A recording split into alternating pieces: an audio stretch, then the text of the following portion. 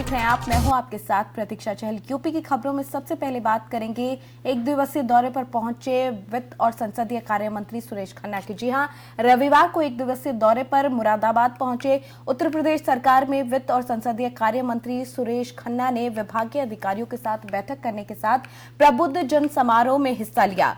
उत्तर प्रदेश सरकार में वरिष्ठ कैबिनेट मंत्री सुरेश खन्ना ने मुरादाबाद दिल्ली रोड स्थित सर्किट हाउस पहुंचे, जहां पर उन्होंने सर्किट हाउस में जनप्रतिनिधियों के साथ भेंट भी की और वहीं पर विभागीय अधिकारियों के साथ बैठक भी की। इसके बाद सुरेश खन्ना कांच रोड स्थित एशियन विवेकानंद सुपर स्पेशलिटी अस्पताल में आयोजित प्रबुद्ध जन सम्मान समारोह में बतौर मुख्य अतिथि शिरकत करने पहुंचे। यूपी सरकार के वित्त मंत्री सुरेश खन्ना ने मुरादाबाद में कहा कि उद्योगपतियों के लिए यूपी आज सबसे सुरक्षित जगह है। सेफ्टी और सिक्योरिटी की वजह से आज पूरी दुनिया के लोग यूपी में इंटरेस्ट ले रहे हैं और इन्वेस्ट करना चाहते हैं। कैबिनेट मंत्री ने कहा कि 10 फरवरी से 12 फरवरी तक लखनऊ में इन्वेस्टर समिट होने जा रही है। सरकार इन्वेस्टमेंट करने वालों का दिल खोलकर स्वागत करने के लिए तैयार है।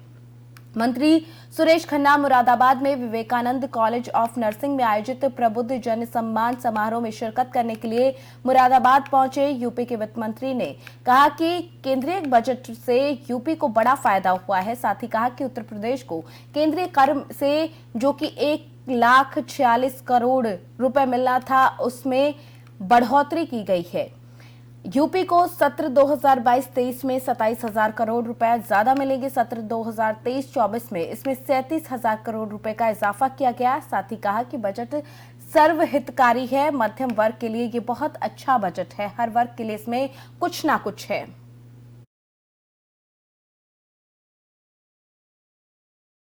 किसी ने क्या कहा उसके ऊपर कोई कमेंट नहीं है। अगर अपनी बात कहेंगे जी हाँ बोलिए। जी हाँ, वो उचित फोरम पर उसकी बात करेंगे।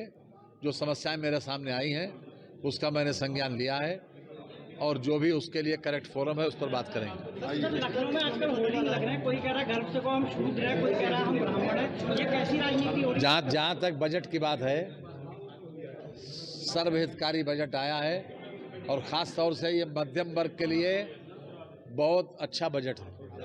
जहाँ तक चाहे किसान हो, युवा हो, चाहे व्यापारी हो, और हर वर्ग के लिए हमारी केंद्र सरकार ने इस बात का ध्यान रखा है कि सभी लोगों को कुछ न कुछ मिल जाए, सभी लोगों का फायदा हो। इसी कॉन्सेप्ट के आधार के ऊपर जो बजट दिया गया, और मैं बधाई देना चाहता हूं प्रधानमंत्री जी को और मुख्यमंत्री जी को। उत्तर प्रदेश को भी इस बजट में बहुत कुछ मिला है।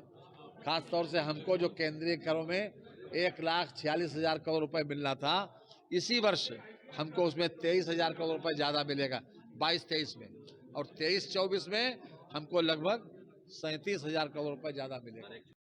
जालौन पहुंचे यूपी सरकार के आबकारी मंत्री नितिन अग्रवाल ने उरई में आयोजित व्यापारी सम्मेलन में शिरकत की। इस मौके पर नितिन अग्रवाल ने कहा कि यूपी सरकार व्यापारियों के हित में काम कर रही है। वहीं सपा पर निशाना साधते हुए कहा कि सपा सरकार में व्यापारियों के साथ लूट होती थी। सपा अध्यक्ष अखिलेश यादव पर हमला बोलते हुए कहा कि अखिलेश को जिम्मेदारी से बयान देना चाहिए। अखिलेश को जनता ने नकार दिया और इसलिए यूपी से अखिलेश की जमीन खिसक गई है और अखिलेश हमेशा जनादेश का अपमान करते हैं। वहीं एमएलसी चुनाव पर अखिलेश के बयान में कहा, नितिन अग्रवाल ने निशाना भी साधा और पूछा कि क्या 2012 में अखिलेश ने बेईमानी से सरकार बनाई थी या 2022 में बेईमानी से 125 एमएलए लाए थे।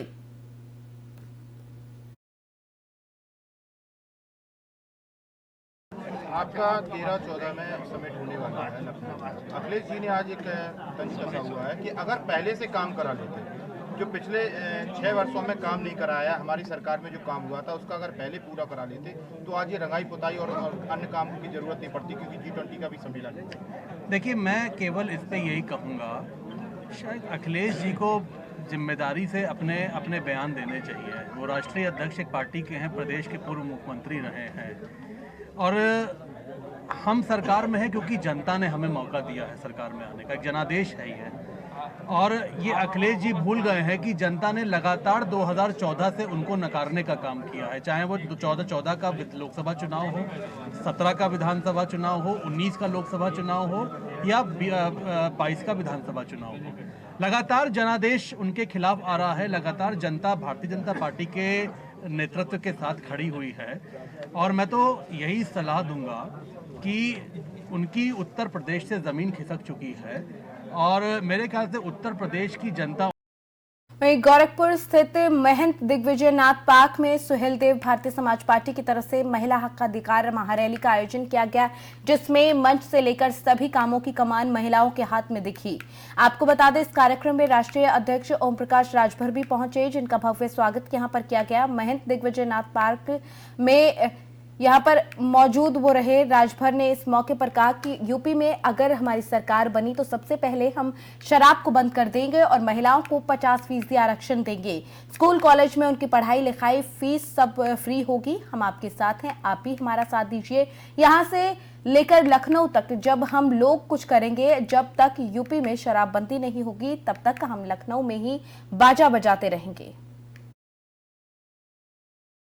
तो देखिए, हमारे तमाम नेता, चाहे राम के दास हो, चाहे संदीप राजभर हो, चाहे संजय चौहान हो, चाहे ओम प्रकाश राजभर हो, चाहे बिच्छेलाल राजभर हो, चाहे मनोज राजभर जी हो, चाहे विनोद राजभर जी हो, चाहे राधिका पटेल जी हो, चाहे लक्ष्मी जी हो, चाहे राधिका बिंद जी हो, चाहे अमरजीत बिंद जी हो, हमारे तमाम साथी आज कम से कम 10 दिन से आपके गोरखपुर में आपके गांव-गांव घूमे कि नहीं घूमे?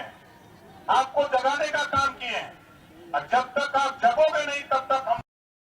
भीम आर्मी आजाद पार्टी के चीफ चंद्रशेखर स्वामी प्रसाद मौर्य के समर्थन में उतर आए हैं। रामचरितमानस पर सपा प्रमुख अखिलेश यादव के बयान का बचाव करते हुए कहा कि इसी असमानताओं को खत्म करने की सीख दी है। संत शिरोमणि रविदास जी ने बीजेपी राज में जाति देखकर राष्ट्रपति बनाते हैं तो लेकिन मंदिर में जाने से अब रोका जा रहा है। इसी बनारस में बाबू जगजीवन राम ने जब संपूर्ण आनंद जी की प्रतिमा का अनावरण किया तो प्रतिमा को गंगा जल से धोया गया। जातीय जनगणना को लेकर प्रदेश के सभी जिलों में बड़ा आंदोलन करेंगे। है इन्होंने दिल्ली में सतगुरु रविदास जी महाराज के 600 साल पुराने गुरु घर को कुचलवाया और हमने 5 लाख से ज्यादा लोगों ने आंदोलन करके 96 लोग हम लोग जेल में रहे, लाठियां खाई, तब जाके आज तक भी हमारा गुरु घर इन्होंने वापस नहीं किया। ये दिखावे के लिए सतगुरु रविदास जी महाराज का सम्मान करते हैं, ये हमारी वोट को लूटना चाहते हैं। अब हम लोग बेवकूफ नहीं रहे, अब इनकी झूठी बातों में नहीं आएंगे। अब इनको सबक सिखाने के लिए हमारा समाज तैयार हो रहा है। हमें जो थोड़े बहुत अधिकार मिले आरक्षण के रूप में, एसटी एक्ट के रूप में, उनको ये लोग लूट रहे हैं, बर्बाद कर रहे हैं। सारी सरकारी नौकरियां खत्म कर दी। युवा कहाँ जाएगा इस प्रदेश का? मुख्यमंत्री बताएं, कोई भर्ती बिना पेपर लीक के हुई है आज तक? और जो 68,000 शिक्षक भर्ती में दलित पिछड़े वर्ग के बच्चों का हक अधिकार छीन लिया, उसको कौन साफ करेगा? आपने माना कि घोटाला हुआ तो उस वो जो मंत्री था शिक्षा मंत्री, उसको जेल क्यों नहीं भेजा? उस पर मुकदमा क्यों दर्ज किया? आपका शिक्षा मंत्री घोटाला करता है, उसको बरी करते हो, उसको कुछ नहीं कहते हो। और जिन बच्चों के अधिकार छीन लिए वो सड़कों पे वो कर रहे हैं, उनको लाठियों से पीटो। सालों से बंद पड़े महोबा महोत्सव का आगाज एक बार फिर से होने जा रहा है। जनपद के स्थापना दिवस पर महोबा महोत्सव शुरू होगा। आपको बता दें कि डीएम महोबा की पहल पर जनपद वासियों को एक बार फिर से बड़ी सौगात मिली है। 11 से 15 फरवरी तक कार्यक्रम का आयोजन होगा, जिसमें फरमानी नाच सहित गायन नृत्य का आयोजन भी होगा। महोत्सव को भव्य बनाने में जिला प्रशासन जुट गया है। इस मौके पर बुंदेली कलाकारों सहित राष्ट्रीय कलाकार अपनी प्रस्तुतियां देंगे। बता दें कि शहर के ऐतिहासिक कीरत सागर तट में महोबा महोत्सव आयोजित किया जाएगा।